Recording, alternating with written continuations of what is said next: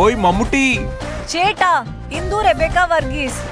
నాకు మమ్ముట్టి బాగా నచ్చింది.